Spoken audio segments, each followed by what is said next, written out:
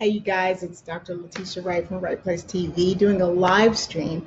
We're doing a streaming live with Francina Harrison, the career engineer. Today, I want to talk about something that's really kind of serious.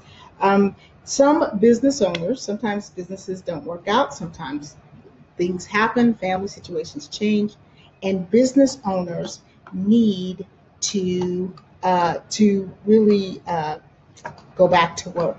And so, what I wanted to do, I'm going to invite Francina on here, get her going. Um, so, what I want to do today is I really wanted to have a talk with someone who is in the career space. She does a lot to help people find jobs, change their whole, job situation, move on to something better. And what she does in her work is that she usually helps people up level. I had questions. What does a business owner do if they have to go back to work? I don't know if you've ever thought about that, but I always imagine a situation where how do they write their resume after they've been doing their own business for a few years? My questions. I have a lot of great questions. But anyway, that's what we're going to talk about. So if you've ever wondered about it, you can just sit back and watch. I did invite you, Francina, so I hope you're on here. Um, let's see. I can put that down. So she's going to send me a little note over here. We're going to make sure we got her in to the Facebook Live. But you can also post and ask your questions. So number one, I appreciate you hanging out with me. Give me some thumbs up if you can hear me and the sound is working okay. Please do give me a thumbs up. The other thing is, please let me know if you have questions. So you can write your questions in and ask you can ask anything. It's definitely an ask anything type of type of show today because we really need to do that. So I'm going to check in on the messenger, and please do, if you're watching, please go ahead and share. So let me just check and see if she got the invite. Did you get the invite? And try it on your phone, because I know that when you have the phone, you can definitely come in. Okay, you can watch, you can only come in. Try it on your iPhone, and let me see if I can invite you that way. She said she can only watch, she can't come in. I don't really know how that works. I know on the phone, you can definitely, without a doubt, invite somebody in. So we're going to see what happens on this. Android. Oh, she switched on me. You switched on me. Maybe you can call in live via speakerphone. That would be good. So I'll tell you what, Francina, you know my cell phone. So why don't you call in on the cell phone? And of course, let me turn off the do not disturb, because I don't want to be disturbed. The rest of you guys, it's all fun. You think this stuff works in one way, and then it works completely differently. I had certain plans for this, and now we're going to make some second plans. So go ahead and give me a call on the cell phone, and we're going to pipe you in and see what can happen. So for those of you that are watching, please go ahead and share. If you're watching on the replay, thank you so much for watching on the replay and putting up with all of this. We're going to get it together here.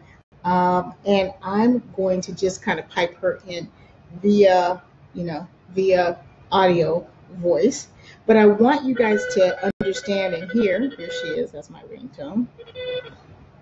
Hi. Can you hear me okay? Always works. Low tech always works. So you're right here by the microphone, so we get to I hear you. We just don't get to see you. Yeah, I'm going to have to. I was just thinking about when we talk about coming in, that, and hopefully the folks can hear my voice is up, but my voice carries, so we're good. Yeah. I'm not an iPhone. I know Facebook. We're still separated. iPhone and Android can't get along. Okay, got it. Yeah, We're so still you can only separated. invite iPhone to iPhone, and my husband has an iPhone, but of course he's not here. Okay, yes, of course he's not here. So okay. I could have like, let me sign in with your phone. We couldn't do that, but we will carry on. Not a worry. That's it. Low tech always works. Absolutely, low tech always works, and we will carry on. So here's the thing. Go ahead and introduce yourself because if people cannot see you, so I want them to be clear about who they are talking to. Absolutely. What I'm going to still try to do is engage, because I am in the group, all in the thing, and I'll share and things with each other. I am Francina Harrison. I am sitting there. I've got honestly, I have your volume down lower. But I'm the career engineer. Our motto is very, very, very simple. It is don't get anxious, get prepared. Yeah, and we're here to help people increase their impact and their potential in the career, life, and business space. And one thing that Dr. Letitia was talking about, which is really real, sometimes the entrepreneur has to go back to the W-2 spaces and some great ways of how to do it. So that's what we're here to talk about. Okay, so let's just talk about the beginning phase. Once the person understands that they have to go back to the job space, to the career space, and they've been working in a business. They haven't been out there honing the same skills that they had before. Do you suggest that they start at whatever they were doing before they went entrepreneurial, or do they sit there and assess their entrepreneurial skills and repackage that? How exactly does that work? So there's a couple of ways of hitting, you'll solve it for X, that's, I guess what I'll say. One thing I would say, all your suggestions actually are pretty good ones. It's just, it all depends on what that person's goals are and what they're looking to do. So I come from a standpoint of, first of all, and this is for any entrepreneur that's listening to us, and you're still an entrepreneur, you should be having multiple resources of income anyway. All right. So that way, when you do that, there are some ways that you do have to go back to W-2 that's not so tough. Like, for example, let me give you for example. I often, there's a lot of entrepreneurs that are doing their thing, and I'll say, why don't you guys also teach? Get with a local community college, get with an adult education center, get on their payroll, teach a class here or there. That way you're keeping your resume, you're doing your entrepreneurial thing, but if there is a W-2 thing to keep, to fill that gap, you're still doing those types of things. I think adjunct teaching, or if it's not able at the community college level, the adult education centers in your area need coaches and folks talk about resumes or talk about websites and talk about IT. I mean, it happens all day long. You just need good community instructors. So that's one thing. But if you haven't done that, you do need to look at what you bring to the table, just like any other career seeker or changer. What do you bring to the table? What value do you have? What have you acquired while you are a business person? Maybe you know how to resource develop, whether your business was successful or not successful. The point is, there are skills you learn trying to make your own steam, getting the bacon, frying the bacon, keeping the bacon, all of that. That's still skills. And what you have to do is sell to the W-2 community that, hey, not only am I a good candidate because I know stuff, so, before I started my business, I had 10 years here, but as a business owner, I know what it is to make a buck. I know how hard it is to make a buck, and I really know how hard it is to keep the lights on, and I want to bring that to your business. So you have to sell it that way. I call it being a career entrepreneur. Okay, so you have to sell it a certain way. Yeah, but you can sell it just like, so why are you more valuable than just your average job hunter? Well, hey, I know how to keep the lights on. And also, folks, I'm here, authentically and sincerely to work for you, make you look good, and I'm trainable. I'm not trying to steal your clients. I'm not trying to learn your business and go out there and make my own again. You do have, an entrepreneur does have to let people know that they're here, they're going to stick around, because one barrier is we don't know if the entrepreneur is going to stick around. Y'all know how we do. We get that business buzz. It's still in there, but we have to convince the W-2 community that we're here to stay. Okay, so I want to give a quick shout out. Martine Ellis is watching. Thanks for watching. I know that you're out there doing your real estate thing. Thanks so much, James Wallace McDonald, for watching and liking And it says one other. I don't know who the one other is. Oh, Derek Tucker. If Derek Tucker, if you're still watching, thank you. You can give me some thumbs up or some hearts or whatever it is. If you're hearing me well, thank you for joining us live. If you have some questions, go ahead and post them in the main stream on my main Facebook, streaming area, and I can see your questions. So we have to make sure that we're explaining to them that we are going to stay around. We're going to be around. And that's something that I think an entrepreneur has to work out, because we do feel like we can go do our thing, and we have to be realistic. In other words, the person has to be realistic and say to themselves before they go out into the market, how long are they going to stay around? Yeah, I mean, that's, sometimes this is like put yourself in the shoe of the other guy. If you've been out there working your thing, and whether the market has changed or, technology has changed, maybe the business idea you had 3 years ago was hot, but then boom, something showed up and just changed your game. You got to really, people are concerned that, hey, I'm going to put my, it takes 90 days of your probation, it's costing me 10 grand to have you on payroll and all the other stuff I throw at you, benefits and all of that. You're not going to really produce for me until 91 days. I can't get you until 91 days. So, are you going to really stick it, or are you just trying to pay off a bill and you're going to go back to your business again? So that is the biggest, that is I would say, the roadblock for the entrepreneur. But, in your heart of hearts, before you decide to go back, full time, to the digital space, really think this through. Is this something, are you going to be okay taking orders from people? Yes, are you going to be okay taking orders from people? Absolutely.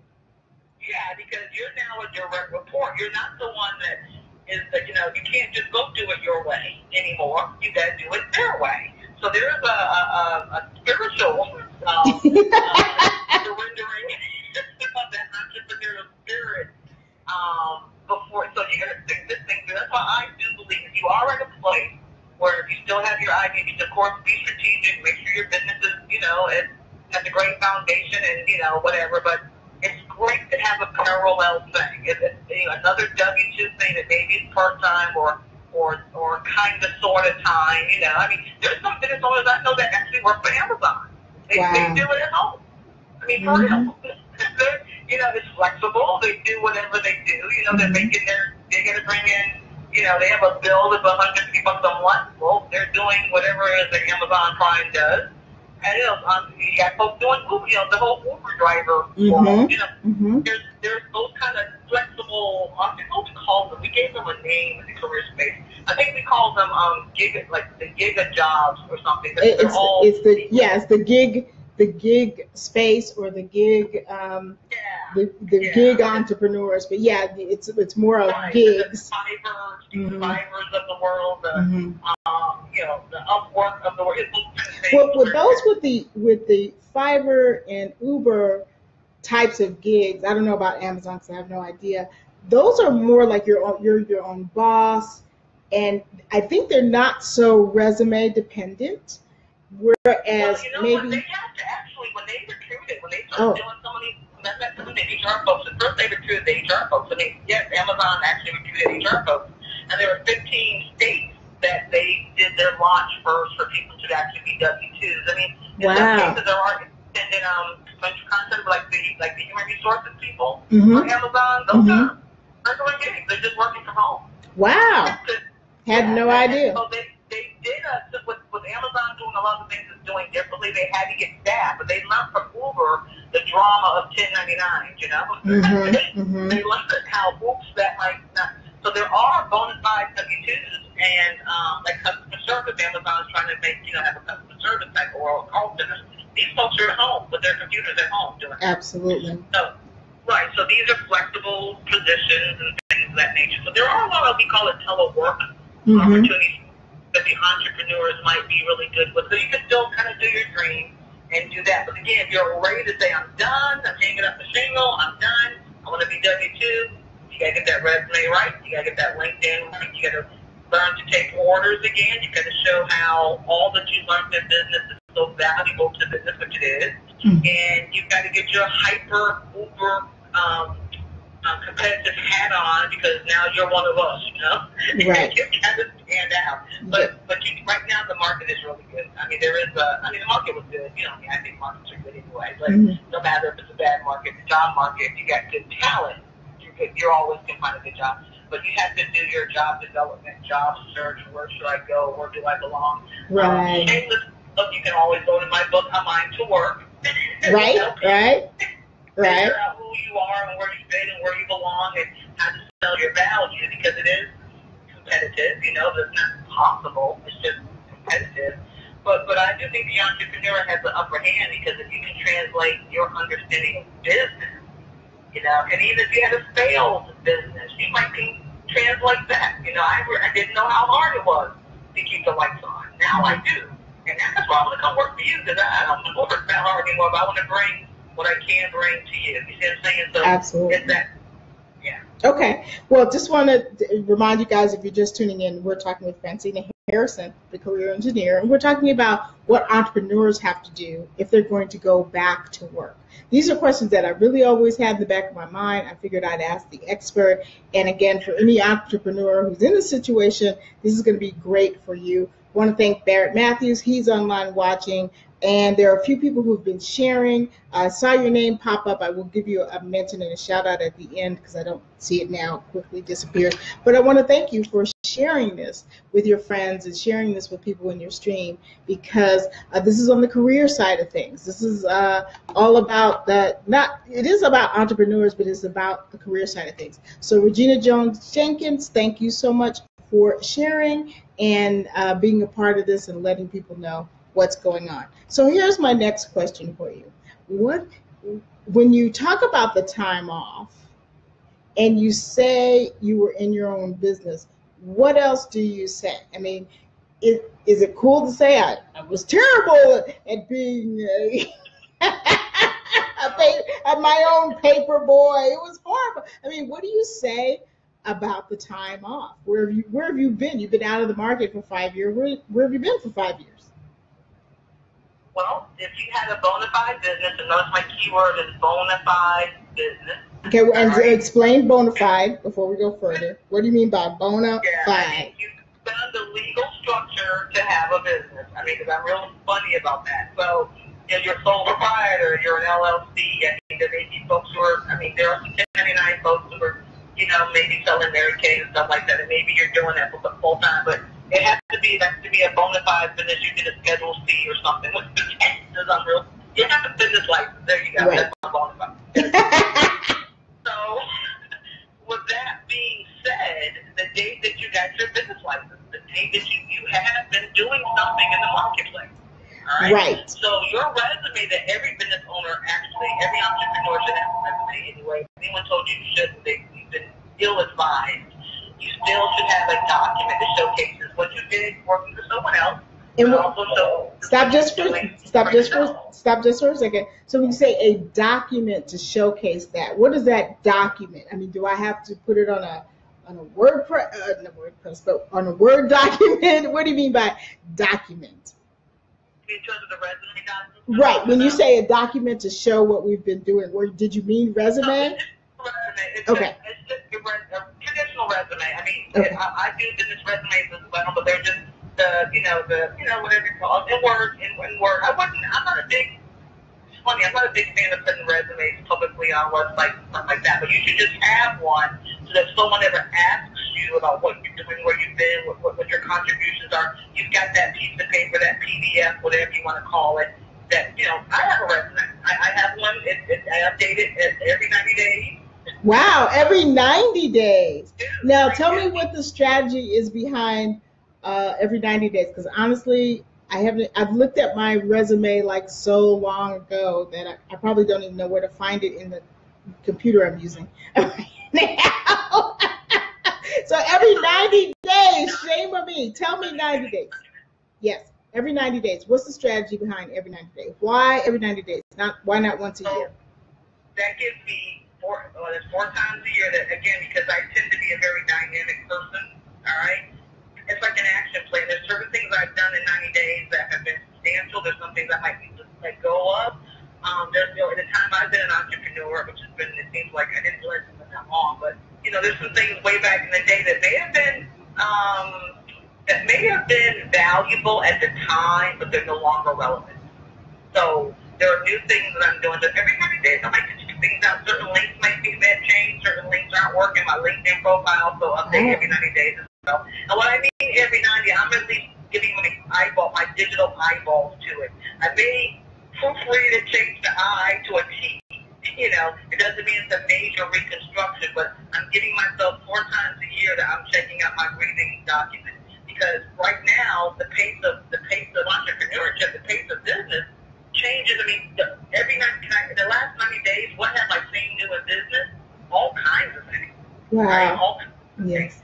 So, I need to be relevant, not just real. I need to be relevant as well. And just like, let's say now on my resume, I'm talking about live streaming. How I use engage live streaming technology to get things done. Well, that wouldn't have been there a year or 2 ago. Right. So, right. Yeah, and the way you command technology is even different today. Just mobile technology is where everything is at. So if I was talking, desktop technology, please, I'm already outdated. So I like to so I do fall, spring, winter, seasons. Got it. Basically look at my resume for a minute every season. Okay, that makes sense. That makes sense. Yeah, that makes sense. So, hey, Richard Sandoval, thanks for tuning in and watching. Appreciate you. We're talking about what entrepreneurs should do if they're having to go back to work. How do you do the job search? So, Francina Harrison is our expert. She's a career engineer. I'm going to give you all the contact information on how to get with her, how to get your resume redone. No, this is not free services. This is all paid premium services. But you know what? If you want the best, you got to get with the best. So I'm bringing you the best. So tell me, how do they even start the job search? You said you're not a big fan of let's go online and just post our resume on soandso.com for the whole world to see. So what do we do? All right, very good question. Let me see if I can give something that folks definitely walk away with. Of course, everyone should be on LinkedIn, and there's ways for you to see. Hopefully, your LinkedIn profile is designed in a way that your talents, the things that you have said that you know how to do. Like I get jobs forwarded to me on LinkedIn all day, and you should be getting that too. So that's one way of you getting the source. So if your LinkedIn isn't kind of saying, "Oh, I saw this job around the corner," it means you don't have it aggregated the right way. It means it can be pulling things for you, even when you're sleeping. The second thing, now I have a relationship with Indeed. I've had it for years, but I'm gonna tell you, I fell in love recently with Google for Jobs. I mean, I'm with Google for Jobs, okay? And keeping it totally transparent, I interviewed by the greatest connections of Dr. Letitia WRight. Who's in charge of Google for Jobs. It's the kitty version of Google. So I'm really impressed, and everyone can use this now. I mean, again, I love Indeed. And there's other niche boards I like too, but Google for Jobs, it launched the day I actually interviewed them on my radio show. And I'll send to Letitia, or maybe if I'm recording, I'll put it in I have the radio interview, you guys can check it out. Mm-hmm. But anyway, it's like being the Google search engine, you Google for everything else, pizza, chicken wings, and everything else. You can Google for jobs like your neighborhood or your backyard. I mean, it filters, you can do an alert. I am so impressed with that new search feature. It has really, again, eliminated, in my mind, the need for some other search boards. I'm just keeping it real. So, Google is the ultimate search engine, so why not use Google for Jobs? So that's another place to tap into some sources if you're going to work in your backyard or work across the country. It really can send you alerts, and then it's connected with Glassdoor, so you can get salary information. Since you've been out of the loop for a little bit in the W-2 space to see what the salary value is of something, you can get that education as well because you've been doing your own thing. You might be charging $150 an hour. You're not going to make $150 an hour working for someone, okay? So if you were a consultant type. Okay, so we have to reshape that. That Google for Jobs search feature really gives you some really good data. And they're upscaling all the time. There's some new goodies that's supposed to be coming out. And I got a little gag order not to share yet. But I will be sharing as soon as I'm released too. So I do like that.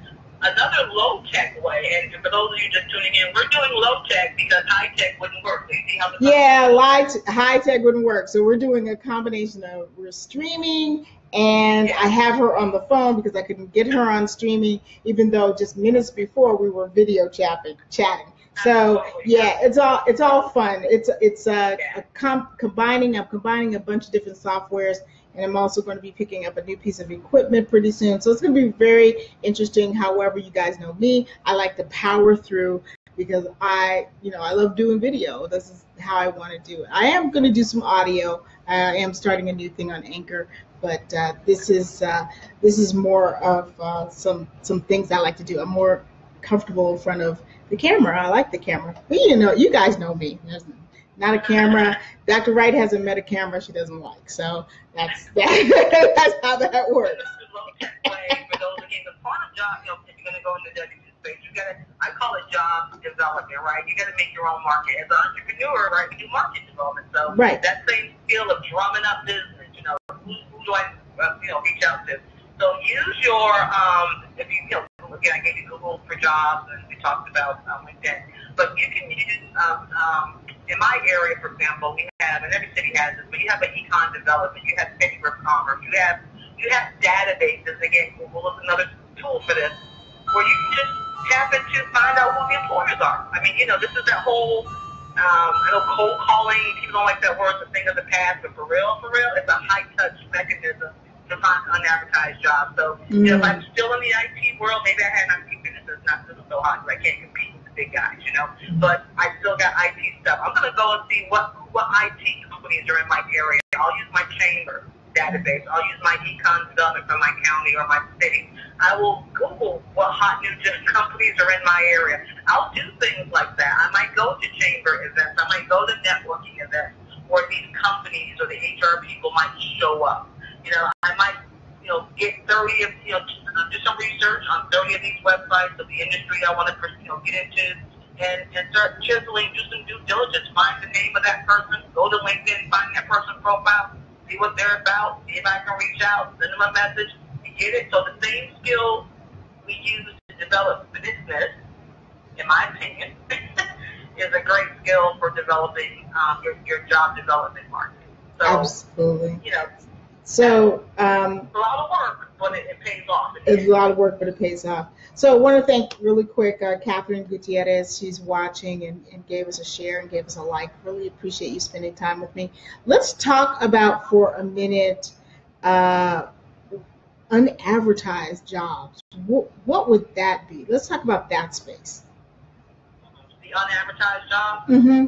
What is it? What do you mean by that? What is that? That's why the technique I just shared a moment ago, the kind of digging into the job development, that's how you find the hidden job market. It's, by the time a job is posted in some kind of we don't do newspapers that much anymore, I don't think. Some people might still do it, I just don't. But, by the time it's on Indeed, that job is already probably in somebody's hand, and I'm just keeping it real. But when you do job development, where you're tapping into the hidden market, because you can maybe, I'm going to give you this one little tip. I'm going to show you all the details of how I do my job, how I make my living. But, I love it when, like we use, for example, I have a colleague in my area that deals with office furniture. Okay, that's their business. Someone moves in, they go buy office furniture. And it's an interesting little connection we have. And folks will say, "What the heck? Why are you marketing? Networking with somebody that's office furniture?" Because when a new company comes to town, or someone just grew, they got a new contract, they just grew, they're looking for office space. They buy office furniture. If you're going to do a capital investment and get 30,000 square feet of office space and furniture, you're probably going to hire some talent. You're probably going to hire some talent.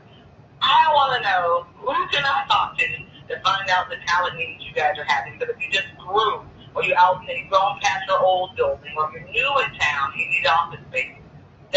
So I'll look at acquisitions, mergers, office space, new companies coming in town to see if someone just got a contract award, in my area, to see if I'm connected to them by my networking. That's why networking is so important. but to also see if I can tap into their talent. I mean, and then find out what they're looking for. I found out yesterday at an event I was with, someone had a staff of 44. They had 44 people working for them, and they just went, they had to get more office space, so they got some new stuff. And they told me what they were looking for. That's it. That's nowhere. That was a conversation with a couple of glasses of wine. And, and you know, and I got said, oh, how big is your staff right now? And they said, oh, 44 people. We're looking for some new people. Really? Have another glass of wine. Let's go. Have another glass of wine on me. Have another glass of wine. And, you know, but that's a conversation. I mean, that's not going to be posted anywhere. That's a small business who just got a new contract. Looking for some new people to handle that great new contract. Well, that's awesome. All right. Well, Francina, tell everybody, number one, how to get your book, but more importantly, how do they get in touch with you if they need that resume fixed up, if they really need someone to help them, you know, find that right kind of job, or they're changing careers. Let's get all your contact information out there. Absolutely. So, of course, I am on Facebook, and you can see me by video whenever it works. So my Facebook business page is, you know, Don't Get Anxious. So you can go to @Don't Get Anxious. You can find me there. Send me a message 24/7. You can hit me up @Career Engineer everywhere. I mean, my tagline is the same everywhere, on Periscope, on Instagram, on Twitter, @Career Engineer everywhere. I'm Googleable. I really am. I'm Googleable. You can type the Career Engineer in Google, or Francina Harris and find me. Of course, TCE Now is my website, TCEnow.com. You can find me there. And low tech, and I even have a phone number. I even have a phone number. 757-754-TCE. I mean, well, I'm sorry. I laughed over your phone number. Tell them again. My phone number is 757-745-4-TCE. So real easy to remember. 757-745-4-TCE is how you get me low tech. But by reaching out to me anyway, in my book, A Mind to Work, I can get that to folks directly. We do have a great deal. Yeah, it's perfectly signed. But it is on Amazon under my name, Francina Harrison, or A Mind to Work. But really, it's pretty much Googleable by putting my name in Google, or my, you know, the Career Engineer. There's another guy in England, and then there's me. So you really you can't miss it. So you can find me. Of course, I do live and breathe on Facebook, believe it or not. Yes, she's on Facebook. She's on Twitter. She's always giving content. And I really appreciate you taking time out. It's, you know, 7:30. That's probably why you're talking about wings and chicken and stuff and pizza. But but thank you guys. Yeah. So thank you. Excuse me, I got the hiccups. Thank you guys for watching. Lyric Hawkins, thanks for watching and sharing the video. Oops, she's gone, y'all. Okay, well, she's gone. I'm just going to let that go. But thanks for watching. You'll have all of the contact information there. Thanks for hanging out. And again, we've been talking about what entrepreneurs should do if they decide they want to go into the job market. It's a little bit different. A different type of Facebook Live. I know I always talk about entrepreneurs, and I'm always talking about entrepreneurship and money and media, but I just wanted to put something out there very serious. If you are moving out of the entrepreneurship space, then, you know, send this video out, rewatch the video. If you missed it, watch it from the beginning. It's also going to be on my YouTube channel, but go ahead and watch it, check it out, and use the resources, because markets are still good, even if your business hasn't been so great, because it could be a simple thing as you had a business based on a specific technology, a new technology came in, and it just changed everything. I mean, changed everything. So that, you know, things happen. So if that's happened to you, we've just provided a great way to get back into the job market. I'll be streaming with some more great people pretty soon. You know, hang with us. Thank you so much for joining me. Now, remember, ignoring one's conscience is neither safe nor right. And I'll see you next time. And Francina just liked the video. All right. Let me see if I can click it off.